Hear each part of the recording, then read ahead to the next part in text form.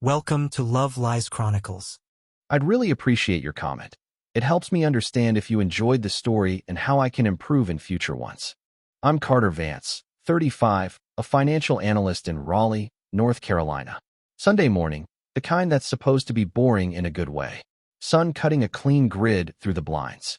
Dishwasher humming behind me. Coffee cooling on the counter I'd just wiped down. I wasn't looking for anything. Her phone lit up next to the fruit bowl, and a name I hadn't seen in years slid across the screen like it owned the place. The name didn't need an introduction. I knew it the way you know a scar without looking at it. She'd made a ceremony of blocking him 2 summers ago. Tears, promises, a show of deleting. We even had a conversation about closure, how people cling to familiar ghosts when they're bored or insecure. We agreed we'd outgrow that stage. Apparently, only one of us did. Another message arrived, then another, a little cascade of blue previews. First a laugh, then a heart, then her favorite inside joke, a shorthand that didn't include me. I stared at the screen until the notifications stacked into a neat little confession. We'd hosted friends the night before. She'd gone to bed early, said she was tired. The phone must have stayed on the counter by accident. Or maybe it didn't. Maybe accidents are just what we call habits we don't want to admit to. I picked it up. My fingerprints from 100 breakfasts already on the glass. The thread was wide open. No passcode needed because curiosity had never been a problem between us. At least, that was the story we told. The messages weren't vague. No, how have you been small talk. It was old rhythm, warmed up quick, a memory from a trip she never took with me, a song they used to blast, a photo from last week with a caption he shouldn't have. Her replies had that flirty, airy tone you can feel even in plain text. She was at home in there. I set the phone down like it was hot and not mine. Walked into the living room. She was curled on the couch with her feet tucked under a blanket. One eye on a documentary she wasn't really watching. When she saw the phone in my hand, she didn't jump or reach for it. She smiled like we were in on the same joke. So what? You'll get over it. That was the whole strategy, right there.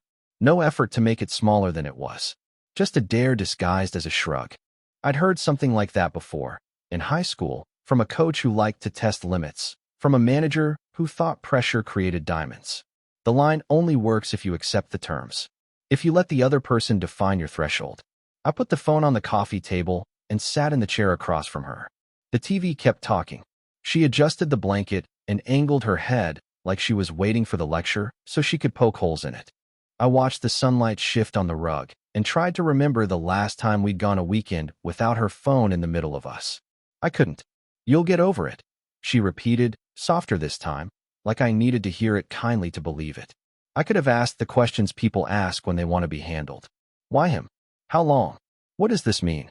But when someone shows you their respect level, questions just give them more room to perform. I wasn't interested in a performance. I stood, carried my coffee back to the kitchen, and took a slow drink I didn't taste. On the fridge was a Polaroid of us from a beach trip last fall, slapped on crooked with a magnet from a seafood shack. I remembered the grit of sand in the car mats, the way she fell asleep on the drive back with her mouth slightly open, the way I'd looked at her then like an answer to a question I hadn't formed yet. She followed me in, bare feet on tile. You're really going to be dramatic about a few messages? I looked at the sink. 2 cereal bowls soaking. The spoon I use every morning. The imprint of a life that had been simple until it wasn't. I thought about how, last month, I'd quietly moved my emergency contacts from her to my brother after she missed 3 calls in a row while she was out with her friends. You'll get over it, she said again. But there was a wobble now, like she'd expected a script and I wasn't reading it. I walked past her to the hallway. I wasn't angry. Anger is loud and sloppy and easy to frame as the problem. I was clear. Clarity just starts sorting what matters and what doesn't. In our bedroom, the bed was made because I have a habit of making it. Her side table was a city of half-read books and unopened mail. My side was orderly. Watch, wallet, the notebook where I keep to-do lists and answers I don't say out loud. I sat on the edge of the mattress and flipped through the notebook. The last page I'd written on was a list titled Postponed. Things I'd been waiting to handle because we were busy, because it felt easier to assume tomorrow would cooperate. Things like rekeying the back door, booking a solo hiking trip I'd been talking about and never taking, calling my landlord about the month-to-month addendum he'd offered when we renewed. All small, all mine. She appeared in the doorway, arms folded like a witness. Are we really doing this on a Sunday? I'd seen it when she negotiated for raises, when she returned a dress without a receipt and walked out with store credit anyway. Confidence in outcomes. It works until it doesn't. This is nothing, she tried. People talk to their exes. You act like I ran off with him. I wrote down one more line. End of pretending. It looked cleaner on paper than it felt in my chest. The dishwasher clicked off. The house went quiet except for the soft split of the HVAC turning over. I stood and closed the notebook. In the spare room, the one we called an office but used for everything except work, the suitcase sat on the top shelf of the closet. I reached up, touched the handle, and left it there. Back in the kitchen, I rinsed my cup and set it to dry. She was at the counter again, scrolling, pretending to be unbothered. Her thumb hesitated over the screen when I walked by. Not fear, calculation. Is he going to blow up? I'm heading to the gym, I said, grabbing my keys. Neutral tone, no edge. She blinked, surprised there wasn't a scene to film. Seriously? After all that? There's no after all that, I said. There's just what it is.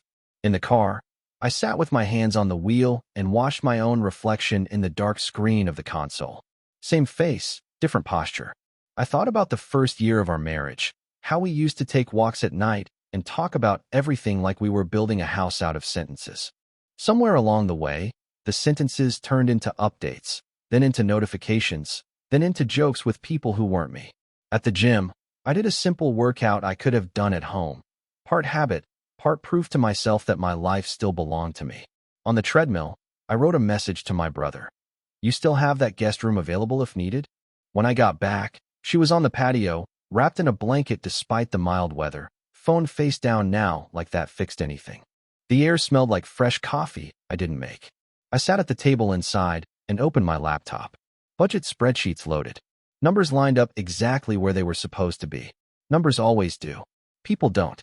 She came in and hovered. So, are you done sulking? I didn't look up. I'm done, yes. With what? She asked without asking. With pretending this is normal. With negotiating for basic respect. With trying to prove I'm calm by swallowing things that shouldn't be swallowed. I clicked a few cells, updated a formula, saved the file under a new version name. Clarity again, quiet, neat mine. By noon, the house had the stale stillness of a hotel lobby between checkouts. I took the Polaroid off the fridge, slid it into the drawer with spare keys and batteries. So what? You'll get over it. I replayed her line and noticed the part I'd missed at first. Not a question, not a hope, but certainty. She was writing my reaction for me. She'd done it before in smaller ways. Late arrivals with no apology, dinners canceled with a shrug, little tests masked as jokes. Today just had better lighting. I closed the laptop and stood. There's a particular quiet that comes right before a decision, like the house waiting to see which way you're going to walk. I walked down the hall, past the spare room, past the closet, past the suitcase I could have pulled. I didn't need props to make the point. Sunday afternoons are good for taking stock. That's all I did. Took stock. In the mirror by the door, I caught a last glance of myself and recognized the look. Not hurt. Decided. The kind of expression that means the next part writes itself. I put my keys in the bowl, washed my hands, and started clearing the counter. Plates stacked, surfaces wiped, notifications silenced. Something was off. Now I knew exactly what.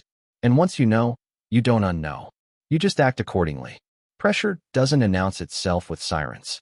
It slides in sideways, through tone, posture, the shape of a mouth waiting for a reaction it thinks it's owed. By early afternoon, the house felt 2 degrees tighter. Same rooms, smaller oxygen. She moved around like a defendant who knew the jury already liked her opening statement. I moved like a man who had nothing to prove. She started with volume. Dishes a little louder in the sink. Cabinet doors closing with punctuation. A sigh as she passed behind my chair that was meant to be heard. When I didn't bite, she escalated to commentary. You know, most people don't flip out over a couple of messages. Flip out. Her words for emotions I hadn't displayed. Neat trick. Accuse me of a fire while holding the match. I closed my laptop and looked at her without blinking. Is there someone else? I didn't load it with history or preface it with examples. Just the only thing that actually mattered. She laughed, short and bright, the kind you use to swat a fly. Not that it matters. That sentence did more damage than the messages. Not that it matters. Translation: your feelings are a variable, my impulses are the constant. In that moment, I saw the whole equation of our recent months. What got attention, what got ignored, where my boundaries were expected to bend, because hers preferred open space. Her laugh expected follow-up. Show me the evidence. Demand the timeline. Raise your voice so I can point to the volume and declare you unreasonable. It's a dance as old as every bad argument. I sat there and let the music die without taking a step. She paced. Living room to kitchen, kitchen to hallway. A metronome of impatience. This is ridiculous, she said. You're acting like a child. If you're so fragile you can't handle me having a conversation. She didn't finish the sentence. The rest of it lived in the air between us. With a better man, this wouldn't be a problem. I spoke once more, the final courtesy. You understand why that line doesn't work, right? She rolled her eyes, a teenager's move in an adult face. God, Carter, you're exhausting. Exhausting is what people say when their control stops landing. I stood and walked down the hall. Not fast, just done with the room where the game was being played. In the bedroom, the bed still held the shape of my morning sit, a soft divot that looked like a decision someone forgot to smooth away. I opened the closet and stared at the top shelf where the suitcase lived, the silent punctuation mark at the end of every big choice.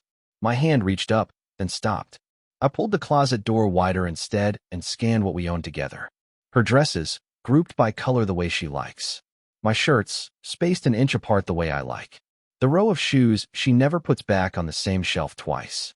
A life can be read from a closet if you're honest about the patterns.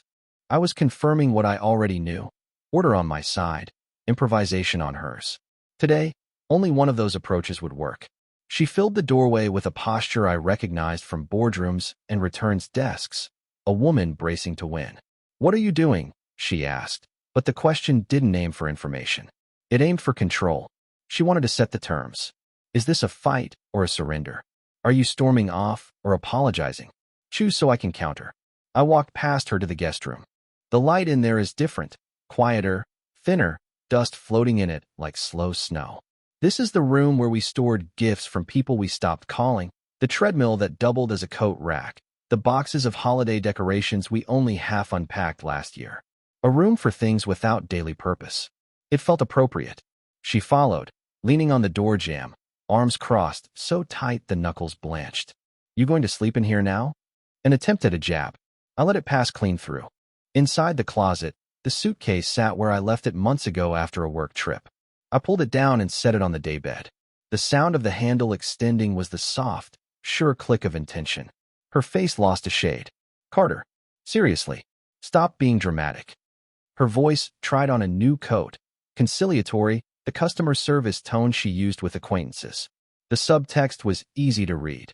If she could recast this as a disproportionate response, she could keep the ground under her feet. I kept my back to her and breathed. There's a specific peace in doing the next right thing without announcing it. My heart rate stayed even, the way it does when I balance a budget or load a dishwasher with the plates in uniform rows. Order is a kind of mercy you give yourself. She shifted again. Fine. You want honesty? He reached out. I replied. It felt familiar. It's not a big deal. I turned and looked at her for 3 seconds, long enough to let the silence settle, short enough not to invite argument. Got it, I said. 2 words, not a debate. Then I opened the suitcase and checked the lining for the spare key I sometimes tuck there. Empty. Good. Clean slate. Her anger returned in a rush because the other tones hadn't worked. Unbelievable. You're going to throw away everything over something that happened on a screen? There it was. The accusation that I was the one detonating the bridge she had already soaked in gasoline. If I raised my voice, she would point to the fire and pretend not to smell the accelerant. I zipped the suitcase closed, empty still, and stood it upright by the wall. A totem. It was a boundary you can roll on wheels. She moved into the room to close distance. Look at me, she demanded, soft and sharp at the same time. I met her eyes and felt nothing jagged, just a smooth surface of clarity. She was searching for the old cues, the flinch, the swallow, the pleading logic that says give me a reason to minimize this. I offered none. In the kitchen, my phone buzzed on the counter. The sound traveled down the hall like a small dog tapping across wood. She didn't move to get it. Neither did I. The house held its breath. A text from my brother? Probably. Or a calendar reminder. Life goes on, even while it narrows to a point. She tried one more tactic, history. We've been through worse, she said, as if naming previous storms should obligate me to stand in this one without a coat. Remember your dad's surgery? Remember when I lost my job? Yes, I remembered. I was there for both. Being reliable in emergencies isn't the same as agreeing to be disrespected on idle Sundays. I stepped past her. I'm going to shower, I said, as neutral as weather. Routine can be a rope you climb out on. The water beat a steady pattern on my shoulders while I ran through a quiet inventory. Bank accounts I control, documents I keep, the spare set of keys my brother holds, the guest room at his place that he'd told me was mine if I ever needed it. I was removing the fantasy that I didn't have one. When I came out, the house smelled like lemon cleaner. She'd wiped the counters, a familiar peace offering, domestic order as apology's cousin. The suitcase, visible from the hall, stood like a question mark with a handle. She followed my eyes and scoffed, trying to reassert the upper hand. You really think I'm going anywhere? I didn't answer her question because it wasn't the one that mattered. The only relevant question was whether I would keep living in a structure built on dismissal. I already had my answer. She felt it and adjusted again, the way a chess player reaches for a knight when the queen is pinned. You'll get over it, she said one last time, softer now, a faint plea hiding behind the old swagger. I walked to the guest room and rolled the suitcase a foot closer to the door. Her color drained a shade deeper. The laugh was gone. Behind her eyes, the math started. What does he mean it? How far will he go? What do I lose if the script fails? She had expected a storm. She got a forecast. By early evening, the pressure had clarified into edges. She kept orbiting my silence, testing for weaknesses, tossing out lines to see which one I'd grab. I needed to stay still inside my own decision. When the sun slid off the neighbor's roof and the rooms went from gold to gray, I stood the suitcase by the entryway. Not as a threat, as a statement. She went pale when she realized I hadn't packed my things. The wheels didn't squeak when I set it down. The quiet felt like a closing door that no one had to touch. There's a particular calm that shows up when you've already made the decision and your body is just catching up. Mine arrived around dusk, the house washed in that gray-blue that erases sharp edges. I was steady. Steady is the thing people mistake for cold. It's not. It's heat directed with purpose. I went to the guest room without ceremony and pulled the suitcase onto the daybed. The zipper teeth flashed once and then settled, a quiet metallic line waiting to be given instructions. I took a breath, the kind I use before a big presentation, and started with the small, easy things. Her folded sweaters from the laundry basket, soft stuff first. They went in like clean statements, one honest stack after another. Then the drawer of leggings she wore to brunch pretending it was the gym. Shoes lined in pairs, heels toe to heel so they wouldn't scuff. Toiletries in the side pouch, sealed caps, no spills. If you're going to draw a boundary, make it neat. She appeared in the doorway and stayed there, like a portrait of herself. It took a full beat for the scene to resolve in her mind. At first she tried on amusement, a smile with no conviction. Then it drained. The color in her cheeks went out like someone dimmed a lamp. You're packing, she said, voice too flat to pass for casual. I folded another sweater and didn't look up. I am. For who? She already knew the answer. Questions are a way to buy time when the math is bad. For you. The word landed and kept landing. Her hand touched the door jamb like she needed something solid. You think I'm leaving, she said, and there was a small tremor under the syllables, the first one I'd heard all day. I think you made your position clear. That was the only sentence I gave her. I didn't explain respect or replay the messages or hold up a mirror to her laugh. Explanation is a kind of begging. I'm done begging for what should be native to a marriage. I kept packing. Dresses by color the way she liked them. The blue one she wore to my promotion dinner. The black one she bought for someone else's wedding and made about herself. I noticed a loose thread at the hem of a red one and snipped it with her sewing scissors before laying it in. There's no dignity in petty. There's quiet dignity in doing things right on your way out. She stepped into the room, then out, restless orbit. You can't be serious, she said. Over a conversation. The word conversation worked hard, dressing up what it wasn't. I tucked a small jewelry roll into the side pocket and zipped it 3/4 so nothing would slide. She reached for the suitcase handle like she might shut it, and my hand closed around it first, gentle but unmovable. Her eyes met mine. I held them. Not a contest, just the communication of fact. This is happening. Something in her gaze searched for the old me. The man who would crack a joke to break tension, who would offer a compromise to assuage her discomfort. There's a particular grief in watching someone realize a version of you they relied on has retired. I let that grief belong to her. I carried the suitcase into our bedroom to get the last of her things. The closet light clicked on. Her side hung there, bright and careless. My side waited, measured. I slid empty hangers down the rod with a sound like soft rain. The top shelf still held a box labeled keepsakes. I didn't touch it. Not everything needs to move at once. She followed, speaking faster. You're punishing me. This is punishment. I shook my head. This is consequence. She didn't like the word. People don't. Consequence lives without applause or boos. It just sits where it belongs. Phone on the nightstand, wallet, spare car key that had migrated to her clutch. I placed them in the small front pocket of the suitcase so there would be no search later. I slid her charger in two. Boundaries work best when you remove excuses. She tried a new angle, the soft one, drawing her voice low and stepping close enough that I could smell her shampoo. We don't need to do this, she said. We can start over tomorrow. Her fingers touched my forearm, light, practiced. I eased my arm away like you'd move a sleeve up to wash your hands. We did start over, I said. Right here. In the kitchen, my coffee from the morning still sat by the sink. A dark half-moon cooled to room temperature. I lifted it, took a small sip out of pure curiosity, and set it down. It tasted like what it was, something that had been neglected long enough to go from good to flat. I carried the suitcase to the entryway and stood it upright by the door. I had oiled them last spring before a trip. Maintenance pays off in moments like this. She went pale then, truly pale, as if the blood had moved from her face to wherever panic stores it. Carter, stop. The voice had no edges now. You're not thinking clearly. I was thinking with a clarity that didn't need witnesses.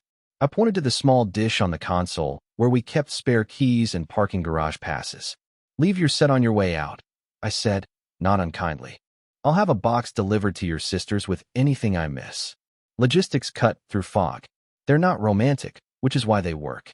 She reached for anger one last time, the old faithful. You can't just, and stopped, because finishing that sentence would require naming what she'd done, and she wasn't built for that today. I saved her the effort by not making her try. I texted my brother. If needed, could you meet me at my place in an hour? The dots bounced. Then, I'll be there. You good? I looked at the suitcase in my steady hands. Yes. Back in the bedroom, I grabbed the spare pillow and the throw I keep folded at the end of the bed and carried them to the guest room. I set the pillow down, smoothed the case, and placed the throw in a clean rectangle. Symbolic exits don't require an audience. They require follow-through. I moved my watch and wallet from the primary nightstand to the small desk in the guest room. The migration took less than a minute and cost less than any apology I could have offered myself for waiting this long. She watched from the hallway, arms now slack at her sides, the shape of someone who has run out of postures. So that's it? She asked, and there was something honest in the question at last. That's it for tonight.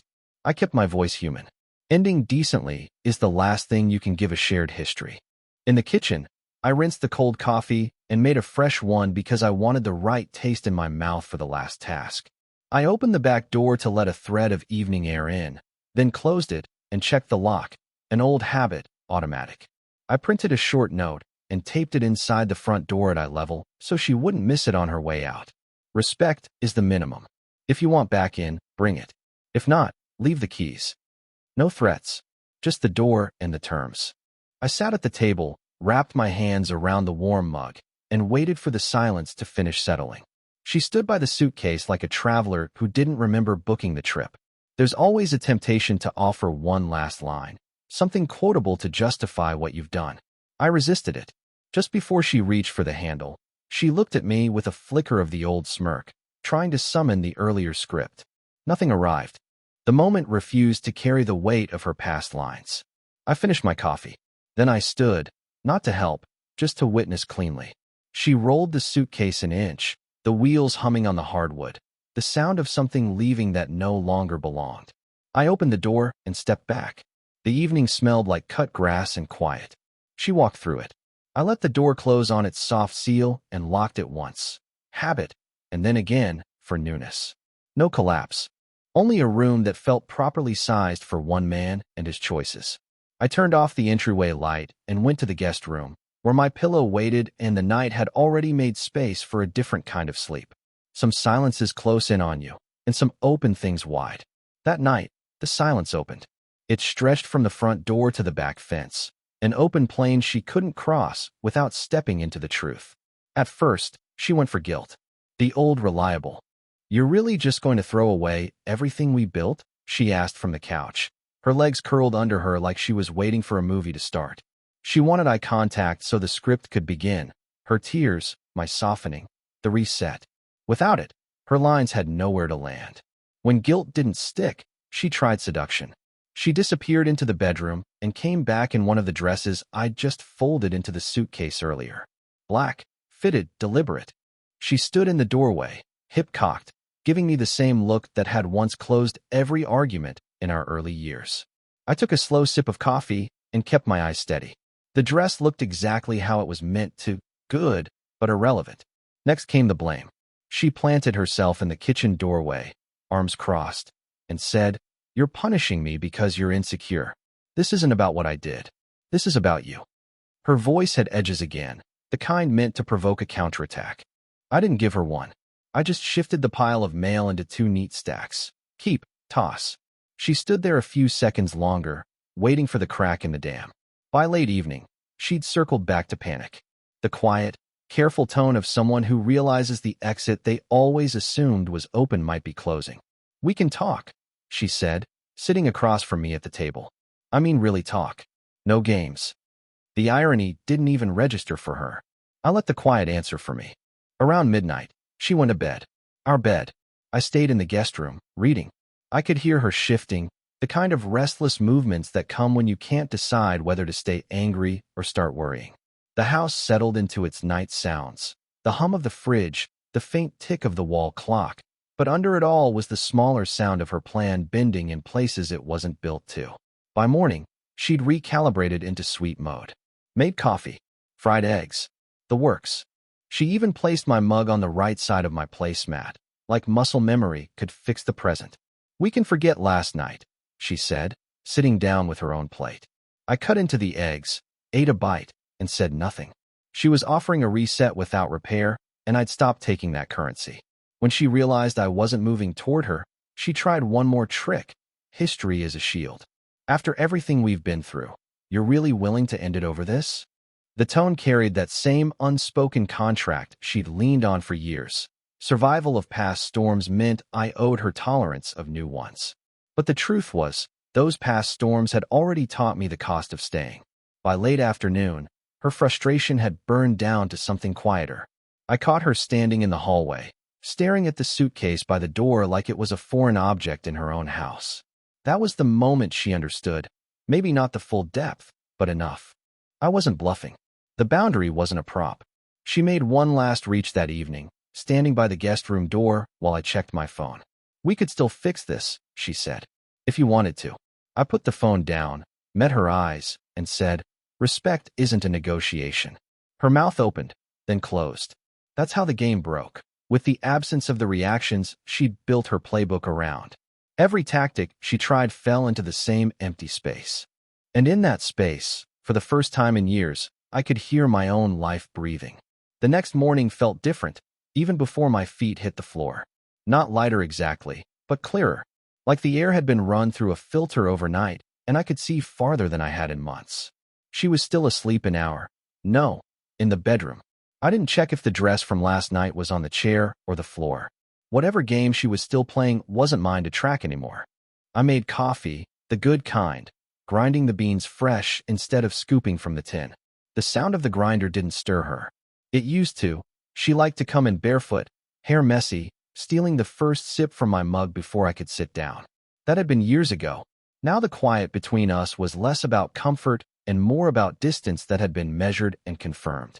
When she did appear, she was dressed in jeans and a sweater, hair pulled back like she had errands to run. She didn't look at the suitcase by the door, but I saw her glance skim past it in the reflection of the kitchen window. She poured herself coffee without asking, sat across from me, and didn't say anything for the first 10 minutes. That was new. "I've been thinking," she finally said. Her tone was even. "We could take a step back, figure things out without making permanent decisions right now." It was the closest she'd come to an olive branch in months. But it wasn't an olive branch, it was a pause button, a way to freeze the moment before the consequences locked in. I set my mug down. "We already made a permanent decision," I said. "You just don't want to call it that." She stared into her coffee like maybe the answer was at the bottom. After breakfast, I went about my day. Paid bills, answered work emails, fixed the hinge on the laundry room door. Small, tangible things that rewarded completion. She stayed mostly in the bedroom, making occasional trips to the kitchen, never lingering in the same room as me for long. In the afternoon, I got a call from my brother. "Need me to come by?" he asked. I looked at the suitcase again, still untouched. "Not today," I said. "I think the message has landed." He laughed softly. "About time." By early evening, she was dressed again, this time in a coat and boots. She came into the guest room where I was reading. "I'm going to stay at my sister's for a few days," she said. The words were casual, but the way her eyes flicked to the floor told the real story. She wanted me to ask when she'd be back. I didn't. "Leave your keys on the console," I said, same tone I'd use for telling someone to close the fridge. She hesitated, then nodded. She picked up the suitcase, adjusted the handle, and rolled it toward the door. The wheels hummed over the hardwood, steady and final. At the threshold, she paused. I waited for a parting shot, a plea, a question. Instead, she just said, "Take care of yourself," in a voice that was almost unfamiliar. Then she stepped out, and I closed the door behind her. One lock. Two. The apartment felt still, but not empty. It was mine again in a way it hadn't been in a long time. I walked to the kitchen, poured the last of the coffee into my mug, and leaned against the counter. Friends would eventually ask what happened. I'd tell them the truth in one sentence. She made her choice, and I made mine. Weeks later, I heard through a mutual friend that she'd reconnected with her ex, the same one from the messages. It was already unraveling. Respect had always been the floor. Somewhere along the way, she'd decided it was optional. I decided it wasn't. That was the whole story. And as I rinsed my mug and set it in the rack, I knew I'd rather drink coffee alone forever than share a table where it wasn't served. Dear listeners, please share your thoughts in the comments, and do not forget to like, share, and subscribe to the channel.